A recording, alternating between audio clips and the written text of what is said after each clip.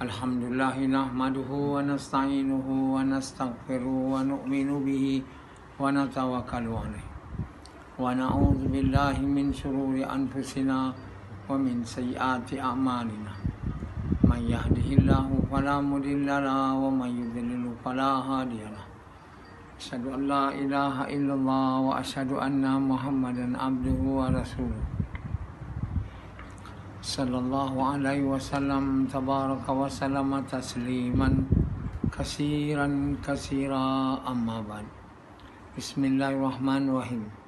Aman ahsanu qawlan mimman da'a ila Allah wa amila salihan wa qala innani minal muslimin.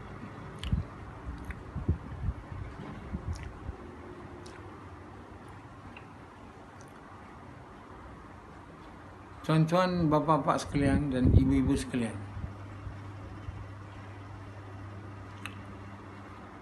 tiada kuasa, tiada daya, melainkan ada pada Allah. Daya dan kuasa tak ada pada yang lain. Tiada daya dan kuasa, melainkan ada pada Allah. Daya dan kuasa ada pada Allah. Maksudnya, selain Allah tak ada daya, tak ada kuasa, nak buat apa pun. Yang berkuasa nak buat apa pun ialah Allah. Jadi Allah beri kuasa kat kita, bukan kita berkuasa. Allah beri kuasa, maksudnya Allah izin. Kita tak ada kuasa untuk buat apa pun, sama ada yang kita nak buat atau kita tak nak buat. Jadi kita tak faham perkara ni, bahawa kita diberi kuasa atau diberi izin. Izin ni diberi kuasa untuk buat sesuatu yang kita mau buat. Dan ada kala kita tak diizin dan kita tak boleh buat lah. Bila kita tidak diberi kuasa oleh Allah nak buat sesuatu, kita tak dapat buat. Allah izin kita makan, Allah juga boleh izin kita tak makan.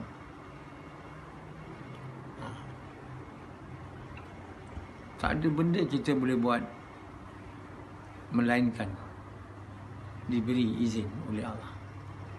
Jadi kalau kita cakap, kita boleh merancang, tapi Allah menentukan. Ini percakapan salah, percakapan syirik. Tapi orang tak anggap ni percakapan syirik. Semua cakap, termasuk yang belajar agama. Kita boleh merancang. Tegurlah sikit. Kalau orang alim tu faham, kenapa tak ada siapa tegur bahawa itu percakapan salah, melainkan dengan izin Allah saya? Tak ada orang tegur. Mereka buat aja. Mereka kata betul, maknanya mereka tak tegur. Itu salah, mereka anggap itu betul lah. Dengan lain perkataan, mereka anggap kita boleh merancang. Dia tabligh. Tabligh macam tu, dia boleh buat duduk bayan. Macam ni tabligh. Start bayan dia macam ni. Bila tazkir dia bawa. Sufyan tu mewarisi perangai tabligh. Duduk bayan mula-mula je dah tunduk lah. Biarkanlah dia. Dia dah mabuk dengan perkara tu. Dah tak boleh nak tinggal lagi. Jadi, kita tidak boleh merancang, melainkan Allah izin. Jadi, percakapan yang betul, Allah izin kita merancang. Tapi, Allah yang menentukan. Itulah betul ayatnya. Allah izin kita merancang. Itu tak ada. Perkataan Allah izin kita merancang? Tak ada. Yang menentukan sama ada apa yang kita rancang itu berjaya atau tidak, bukan kita, Allah. Allah izin kita makan. Yang menentukan sama ada makan itu boleh bagi kenyang atau tidak pada kita, faedah atau bahaya, adalah Allah. Cakapan ni tak cakap macam ni. Kau makan banyak-banyak, nanti boleh kenyang. Aja macam tu.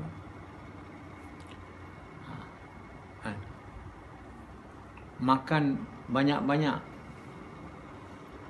supaya kenyang. Itulah percakapan dia. Tak ada siapa tegur. Makan kenyang-kenyang. Itu pun dah menyalahi pula tu. Sunnah Nabi. Sunnah Nabi tu yang Allah mahu. Sepatutnya berhenti sebelum kenyang. Perintah. Makan kenyang-kenyang. Ini percakapan salah. Berlawanan sunnah. Baik dari Allah, buruk dari kelemahan saya. Ini juga percakapan salah. Ini juga percakapan syirik. Percakapan kotor. Macam baik dari Allah, buruk daripada saya, amalan buruk saya. Tak betul. Yang betulnya baik buruk dari Allah. Saya tak boleh buat apa. Saya tak boleh bagi baik dan saya pun tak boleh bagi buruk. Yang bagi buruk Allah, yang bagi baik Allah. Betul tak? Dalam rukun iman tu, wa khairi wa syarri minallah, jelas. Tapi bila bercakap salah. Yang bercakap orang biasanya ustaz-ustaz bila dia habis kuliah, dia cakap yang baik dari Allah, yang buruk dari kelemahan saya. Jadi ini percakapan tak betul. Perkataan mempersekutukan Allah. Allah Tuhan bagi baik, saya Tuhan bagi buruk. Saya Tuhan yang merancang, Allah Tuhan yang menentukan. Macam tu. Jadi percakapan seperti ini tak tahu sebagai percakapan salah. Kerana Allah tak bagi tahu dia. Dia bukan tak belajar agama. Orang yang duduk dengar tu pun tahu juga, patutnya tak tahu juga. Semua anggap betul.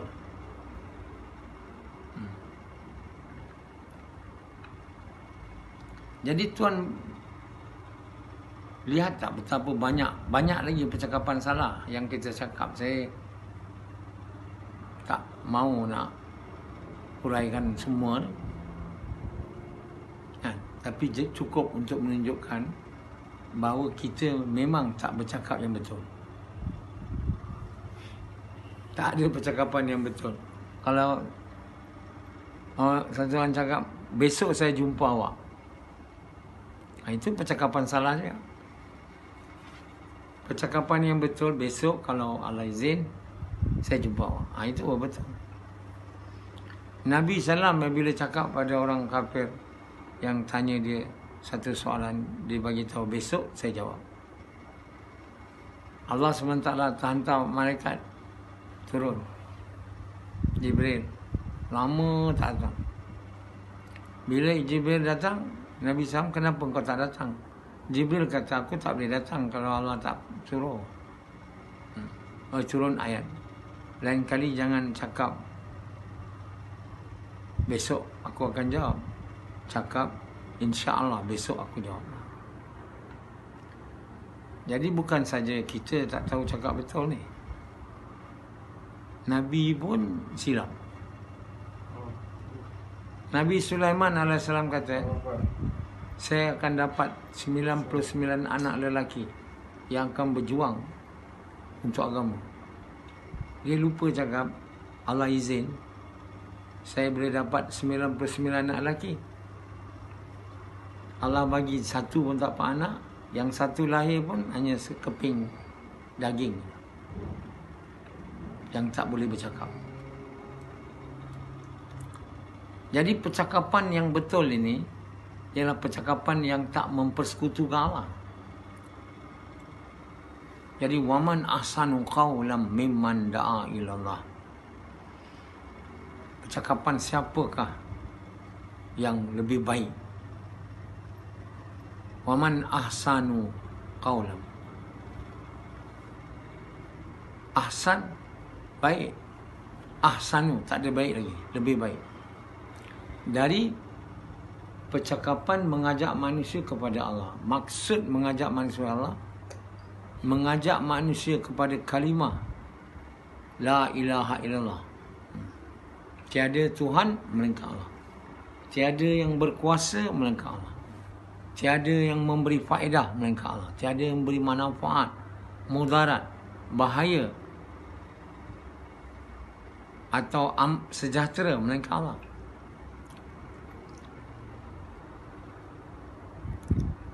Jadi perkataan yang baik ini adalah perkataan mengajak manusia kepada mengucapkan kalimah atau mengajak manusia kepada mengucapkan kalimah ni dan kepada mentaati perintah Allah. Yang pertama, mengajak manusia mentaati perintah yang membuatkan kalimah ini masuk dalam hati dia ke tahap yang Allah mahu. Itu perintah yang nombor satu setelah mengucap. Melakukan perintah melalui mana dengan perintah tu kalimah yang mulia ini masuk ke dalam hati kita ke tahap yang Allah mahu, iaitu kita menjadi orang beriman dan beramal saleh.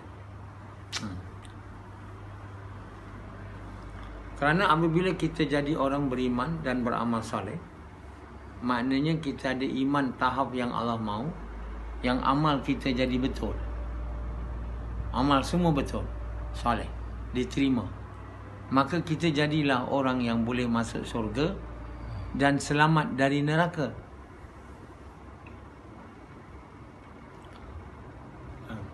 Kita jadi orang yang boleh masuk syurga dan selamat dari neraka. Jadi kalau kita hanya mengucap tapi kita tidak buat kerja yang menunaikan hak mengucap tu, maka kalimah tu tidak akan masuk dalam hati kita. Maksudnya dalam kepercayaan kita ke tahap yang Allah mahu, lebih lagi dari itu, maka amal kita tidak akan jadi betul atau tidak akan jadi soleh. Dan bila amal kita tidak soleh, maka dia ditolak, tidak diterima. Namanya kita berdosa. Apabila kita berdosa, maknanya kita masuk neraka lah. Tak boleh masuk syurga. Nah, jadi Allah SWT beritahu, aku tidak akan hantar kamu melainkan untuk memperbaiki akhlak manusia. Maksudnya memperbaiki perbuatan manusia. Tidak aku jadikan hidup dan mati, melainkan aku nak tahu siapa di antara kamu yang baik amalannya. Dia akhirnya baik amalannya, baik akhlaknya. Jadi yang penting tu amalan tu yang kena baik. Tapi dia tak boleh baik kalau iman tak betul, tak sampai tahap yang Allah mahu. Jadi satu orang yang hanya mengucap, dia hanya orang yang masuk Islam ataupun yang mahu memeluk Islam, yang mahu memeluk agama Islam. Tapi agama Islam yang sebetul tak ada pada dia, sehinggalah dia dapat iman yang Allah kehendaki dan lebih daripada itu. Tidak ada batas pada iman, tidak ada had pada iman. Macam mana tidak ada hadnya kebesaran Allah. Tapi paling bawah punya tahap iman yang Allah mahu ialah tahap yang Allah suka, yang mana amal jadi betul. Tapi amal jadi betul dia banyak tahap. Amal betul sikit, betul banyak, sangat betul, sangat betul. Dia tak ada amal betul satu tahap je. Jadi satu orang yang boleh membawa amal yang sangat cantik, kata Allah, sangat betul, maka kami hapuskan semua amal buruk dia, delete daripada buku catatan dia, padam. Semua amal-amal buruk dia kami bagi hadiah bila dia dapat mencapai tahap amal yang sangat cantik. Dan kami overlook, mana kami lepas pandang amal baik, amal buruk dia yang sikit. Kami lepas pandang amal-amal dosa dia yang kecil. Jadi tuan-tuan bapa sekalian, satu orang yang pendosa, dia masuk Islam, tapi dosa-dosa yang dia buat dulu tu tak padam, sehingga dia mencapai tahap amal yang cantik, amal yang baik, amal yang berkualiti. Itu sebagai hadiah, dihapuskan segala amal-amal dia yang lepas.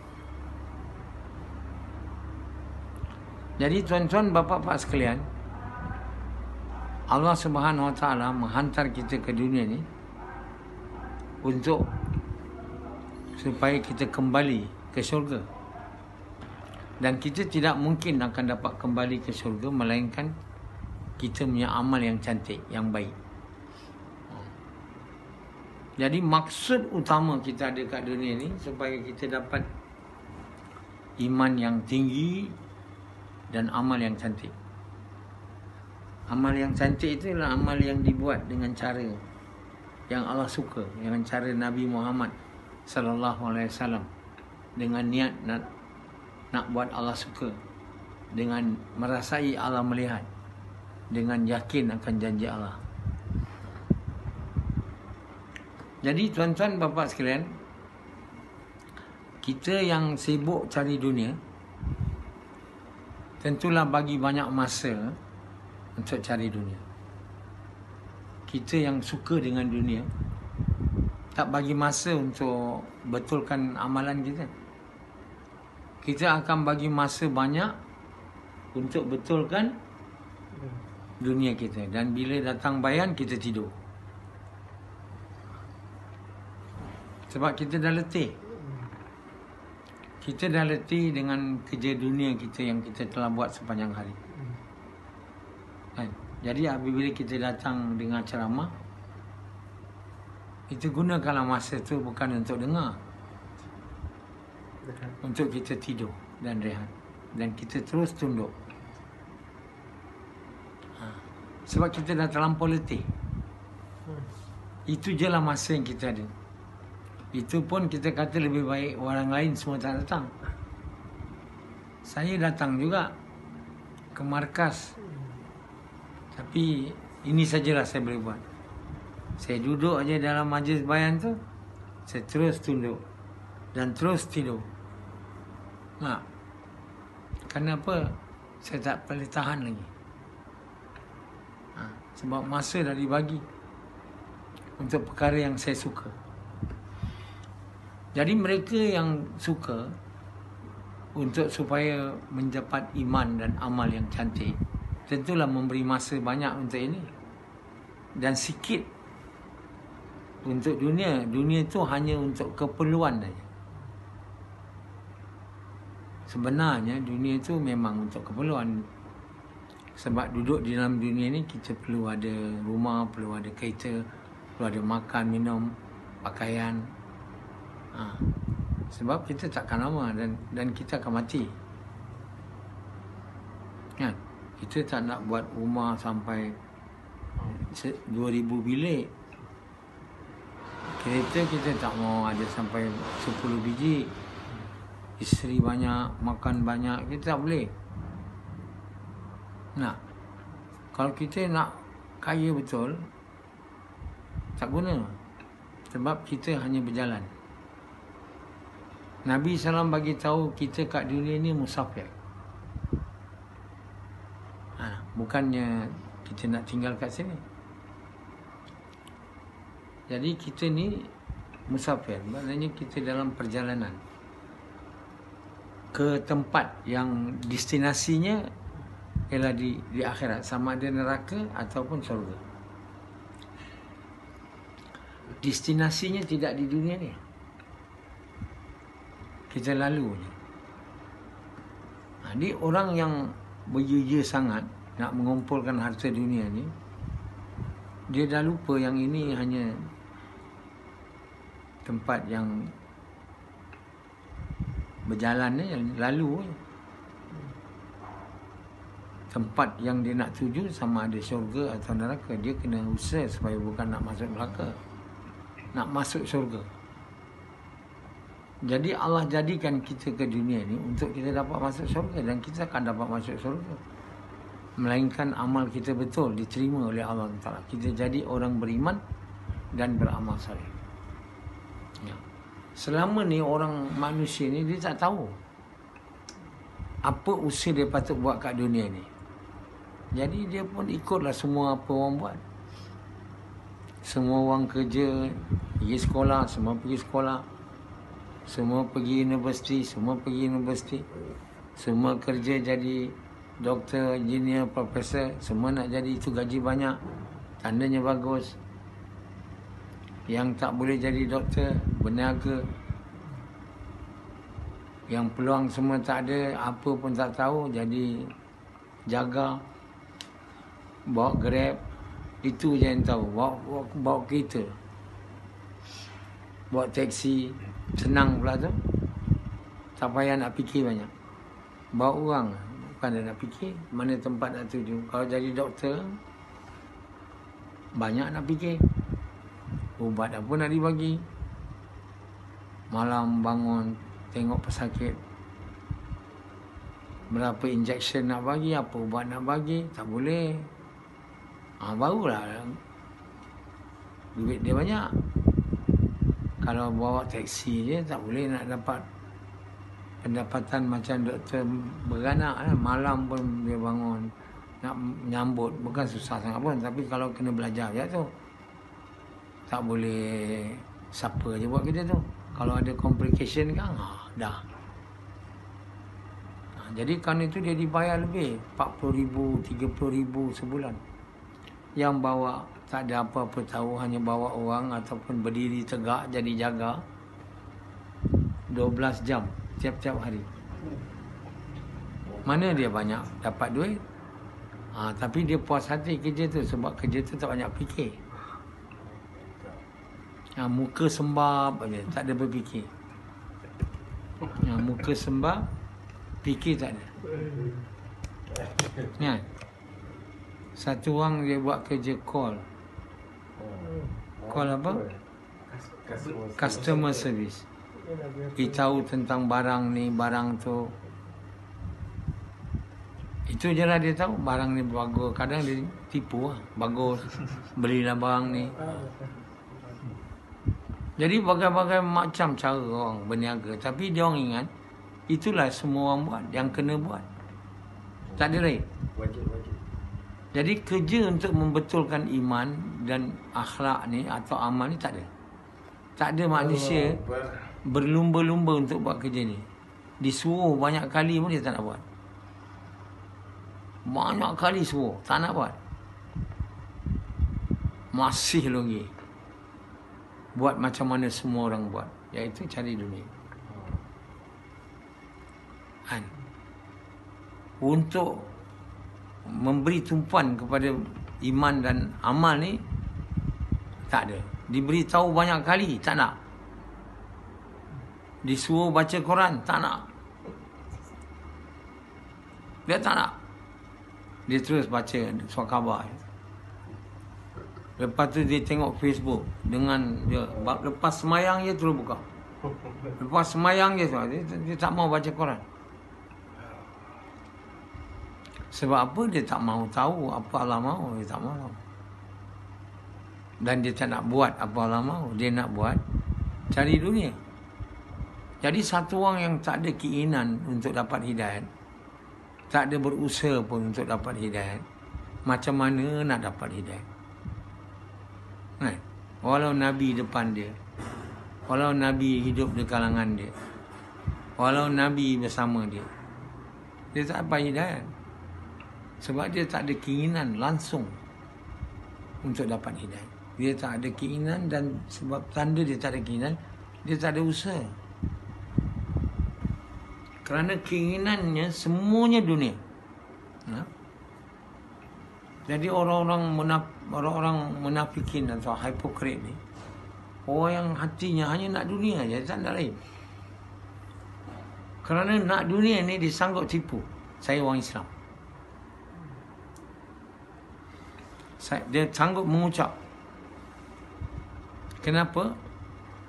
Dia tahu orang Islam ni bila berperang, dia orang dapat harta ghanimah. Dan harta itu dibagi-bagikan. Orang Islam juga ada membagi-bagi zakat orang miskin. Jadi orang munafikin ni, dia tak nak masuk Islam. Dia tak nak Allah. Tapi dia nak dunia. Dia nak bagian harta rampasan dan dia nak zakat. Atas minat itu je dia masuk Islam. Dia bukan nak Allah nak selamat dari neraka, tak ada. Dia langsung tak ada percaya pada akhirat. Malah lebih buruk lagi, dia jadi musuh pula kepada orang Islam yang mengajak dia masuk Islam, kepada Nabi Muhammad SAW. Kerana itu Allah SWT bagi tahu, orang-orang munafik ni, dia orang yang the most wicked among the most wicked people. Maknanya orang yang sangat buruk dari kalangan orang yang sangat buruk di dunia. Orang sangat buruk dah, bukan buruk je, sangat buruk. Di kalangan semua yang sangat buruk di dunia, orang munafikin. Dan mereka akan diazab di neraka yang paling bawah kerana menipu Allah, Rasul dan orang beriman. Kenapa dia sanggup menipu? Pihak Pendi? Sebab dia nak dunia macam kau. Sebab dia nak dunia macam saya. Jadi siapa yang nak dunia ni, dia akan jadi munafik. Dia akan sedia menipu. Bila diberi amanah, dia tak akan menunaikan amanah. Beri janji, dia tak akan tunai. Dia nak dunia je, lain tak nak. Dia mencintai dunia ni lebih daripada diri dia sendiri. Jadi dunia ni telah membuat, cinta dunia ni telah membuat manusia jadi rosak. Sebab itu cinta dunia ni dianggap asas segala keburukan. Asas kepada seluruh amal keburukan adalah cinta dunia. Jadi Allah SWT bagi kita perintah supaya cinta dunia itu keluar. Habis kita yang cinta dunia mana nak buat? Iaitu kita kena berjuang di jalan Allah dengan harta dan diri. Strive to uphold the religion of Islam with all our wealth and time and life. Kita sanggup pergi perang, mati di jalan Allah. Kita sedia korbankan maruah kita, image kita, demi untuk mengajak manusia kepada Allah. Kita sanggup tinggalkan keluarga, anak, bisnes, rumah, demi untuk menegakkan agama. Macam tu. Allah bagi tahu, tidakkah aku mau bagi tahu kamu perniagaan yang akan menyelamat kamu di azab yang pedih? Beriman kepada Allah dan Rasul dan berjihad di jalan Allah dengan harta dan diri. Sungguhnya itu lebih baik bagi kamu kalau kamu mengetahui. Jadi untuk keluar cinta dunia, kita kena sedia berjuang untuk menegakkan agama. Maksudnya berjuang untuk buat kerja, mengajak manusia kepada Allah, atau mengajak manusia kepada kebaikan, mencegah kemungkaran dengan harta dan diri kita, dengan sedia meninggalkan keluarga kita. Berapa lama yang dikehendaki, yang dimesyuaratkan? sanggup membelanja harta kita sendiri. Yang Sufyan Ampang dia tak sedia. Dah bertahun dia bagi nama 4 bulan. 4 bulan dia bukan berapa. Dia tak ada keluar sampai hari ini. Tapi dia dah bagi nama banyak. Penuh buku tazkir dengan nama dia. Dia tak mau. Kalau dia tak betul-betul mau tinggalkan dunia ini. Jadi apa kesan pada dia akibat daripada iman lemah? Bila dia nak keluar, dia nak kahwin dua, dia beritahu pada bini dia, Allah buat bini dia garang pada dia. Bini dia cakap, kalau kau kahwin dua, aku potong konek kau. Dia nak takut. Dia bagi tahu saya, dia nak takut. Takut dia potong konek. Jadi tak jadi lah. Jadi akibat takut pada isteri lah. Saya bagi tahu dia, jangan kamu nak kahwin dua dulu, melainkan ada perintah. Bila dah ada perintah kamu kahwin dua, kamu kahwin lah walaupun konek kamu dipotong. Kamu jangan takut. Itu betul. Tapi tanpa tahu perintah Allah ke tidak, mau kahwin dua, tak boleh lah. Orang yang tak beriman ni, dia tak boleh buat untuk kerana perintah Allah tu, dia tak nak buat. Dia bukan nak buat perintah Allah. Saya kahwin dua ni bukan sebab perintah Allah, sebab saya nak. Tak boleh. Kalau kita nak kahwin dua, tiga sebab kita nak, itu nafsu. Kita hanya kahwin dua, tiga, empat dengan ada perintah. Siapa yang akan bagi tahu kita? Kita mau tanyalah orang yang tahu dan kenal Allah. Macam tanya saya, ada perintah tak misal saya kahwin dua? Saya jawab ada. Baru kita buat langkah kahwin dua, isi suruh ke, isi tidak ke, isi potong konek ke, tidak, kita kahwin dia. Tapi dia secara, kerana iman lemah Sufyan, dia tak sanggup. Dia dah tak dapat nikmat tu. Takut. Jadi dia tak kahwin dua sebab takut bini. Takut bini tu tak boleh. Dia kena takut Allah. Taat perintah Allah. Allah larang, tinggal. Macam Yazid. Takut bini juga. Bini kata jangan buat dakwah, dia pun berhenti. Dia mula buat dakwah balik bila bini dia hantar dia ke masjid. Dia bukan buat untuk Allah, bukan perintah Allah dia buat. Dakwah yang dia buat bukan perintah Allah, perintah bini. Jadi selamanya dia buat takkan diterima. Sebab buat kerana perintah bini untuk sukakan bini, apa nak jadi? Kita tak perasan, tapi itulah yang kita buat.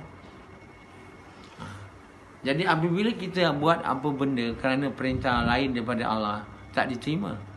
Dan dibuat untuk sukakan lain daripada Allah, tidak diterima. Kata Allah, orang munafikin tu, apabila kau jumpa dia, ya Muhammad, dia orang akan bersumpah, demi Allah, kami memang nak pergi, tapi kami ada masalah ni lah, masalah, sebab itu kami tak pergi. Kata Allah, aku tahu mereka tu penipu. Mereka bersumpah dengan nama aku hanya nak menyukakan kamu, bukan menyukakan aku. Bersumpah demi Allah tu menyukakan Nabi. Jadi Allah bagi tahu aku tak terima dia punya sumpah tu. Dan aku tak terima mereka punya mohon maaf tu. Aku akan seksa dia di dunia dan juga di akhirat. Jadi Allah Maha tahu apa yang ada dalam hati orang munafikin tu. Bukan kita boleh demi Allah sebab kita ya. Tapi kata Allah, mereka buat tu untuk menyukakan kamu, bukan untuk menyukakan Allah. Sekiranya orang munafikin tu membuat bertaubat, minta ampun untuk sukakan Allah, bukan untuk sukakan kamu, dan sedia berjihad di jalan Allah, kan, dengan harta diri mereka, dengan niat nak sukakan aku, kata Allah, pasti aku akan ampun dosa dia. Aku akan terima taubat dia, dan akan aku masukkan mereka di kalangan orang yang takwa, dan akan aku beri mereka balasan syurga. Jadi ada di kalangan orang Arab Badui itu, kata Allah, yang beriman kepada Allah, beriman kepada Rasul, dan mereka berjihad di jalan Allah dengan harta dan diri mereka, untuk suka kau. Bukan semua lah, ada lah. Jadi Allah SWT sebut tentang pentingnya kita keluar jalan Allah. Asbab Sufyan tak ada keluar 4 bulan, tinggalkan bini, anak. Cinta bini ada dalam hati dia. Takut bini ada dalam hati dia. Kenapa dia takut bini? Sebab dia ingat bini dia berkuasa. Mana ada bini dia kuasa? Tapi dia telah silap. Yazid kenapa dia tinggal kerja dakwah bila bini dia marah? Dia takut bini dia berkuasa. Untuk hilangkan tu, dia bukan kena keluar tinggalkan bini dia. Ceraikan bini pun tak boleh buat. Sebab takut bini. Untuk hilang takut bini tu, kena ceraikan dia. Apa aku nak takut dengan kau pula? Tapi tidak boleh. Jadi akibat daripada yakin salah, hidup jadi sengsara sebenarnya. Selalu hidup dipenuhi dengan ketakutan dan gundah gulana. Sebab banyak yang kita takut, bukan Allah aja. Kalau kita takut Allah, hidup kita senang sebab kita tahu dalam apa pun Allah berkuasa bagi faedah atau bahaya, manfaat atau mudarat. Kalau aku susah, Allah yang selesai susah aku, bukannya ada orang lain. Kalau aku dapat duit banyak, Allah yang letakkan kebaikan dalam duit tu. Kalau siapa nak buat jahat kepada aku, hanya Allah boleh pelihara aku. Dia tenang. Tapi kalau tak ada yakin pada Allah, yakin pada makhluk, maka akan jadi susah hati, gundah gulana like Sufyan. Takut sangat. Takut duit hilang, takut bini lari, takut macam-macam takut, sehingga kehidupan ni dihimbau dengan ketakutan dari pagi sampai malam, malam sampai mimpi, dan tidak ada ketenangan dan kesejahteraan. Tapi apabila dah diberi semua ni dan merasai hidup tak tenang semua, masih tak nak lagi bertukar, masih tak nak keluar lagi jalan Allah, masih lagi macam buntut melekat di bumi. Kata Allah, wahai orang beriman, kenapa kamu macam buntut melekat di bumi apabila disuruh kamu berperang di jalan aku? Sedangkan yang buat kamu mati, aku, kata Allah. Yang buat kamu hidup, aku, bukan ada orang lain. Kalau kamu tak mati, takkan matinya pergilah perang. Kalau aku buat kau mati, kau tak perang, kau mati tak? Mana boleh perang bagi kamu mati? Pergi perang. Bila Nabi kamu suruh kamu perang, jangan kamu takut. Perang. Korban diri nyawa kamu. Satu orang berperang di jalan Allah dengan harta dan dirinya, dengan niat suka Allah, dia dapat 2 benda besar. Sama ada dapat syuhada, mati, atau dapat harta rampasan. Yang keduanya dia dapat. Apa yang kamu mau takut? Apa yang kamu rasa tak mau keluar jalan Allah? Kenapa kamu tidak mau berperang di jalan Allah? Jadi kerana ketakutan perang jalan Allah, tak mau keluar jalan Allah, terutama mereka yang iman lemah, tak beriman beramal saleh, sangat cinta dunia, memang takut. Dan cakap, ya Rasulullah, saya banyak hal lah, masalah lah, anak nak sekolah lah. Ya Rasulullah, saya macam-macam hal lagi, projek ni tak buat. Tak boleh pergi lah. Nabi kata okey. Yang ni cakap aku tak boleh lah, ada tanaman lah. Tak apa. Kata Allah SWT, kenapa kau tak selidik lagi? Betul ke dia punya alasan tu atau tidak? Tapi Allah maafkan Nabi. Kerana Allah sendiri tak mahu orang munafik ini keluar berperang bersama orang Islam. Sebab dia menyibuk dan menyusahkan aja. Bila waktu perang dia akan buat huru-hara di kalangan orang beriman. Tapi bila kau balik nanti dia perang jumpa dia orang, kau dia bagi apa alasan, kau cakap kat dia, kata Allah, aku tak terima apa alasan kau. Dan selamanya sejak ini sampai bila-bila kau jangan keluar dengan aku di jalan Allah. Kau jangan perang sama aku. Allah SWT seksa orang munafik ini dengan bagi mereka harta dunia. tapi gundah gulana, susah hati. Dan Allah kata mereka merasai senang bahawa mereka ingat mereka berjaya, ada harta. Tapi sebenarnya aku nak bagi mereka rasa selesa jadi munafik sampai mereka mati. Selepas mati aku akan seksa mereka dalam neraka. Jadi tuan-tuan bapa sekalian, hari ini keluar jalan Allah, berjihad di jalan Allah, buat kerja dakwah, mengajak manusia kepada Allah. Sama ada di tempatan kita dan di seluruh dunia, ialah perintah yang fardu. Atas perkara itu tuan, bangun bagi nama bila tuan nak keluar 4 bulan, 40 hari, 20 hari, 3 hari dan hari-hari, bangun bagi nama. Sekarang Sufian dia bangun lah. Sufian setelah dia tidur, dia akan bangun. Itu je yang dia boleh buat. Daripada pagi tadi, daripada muda tadi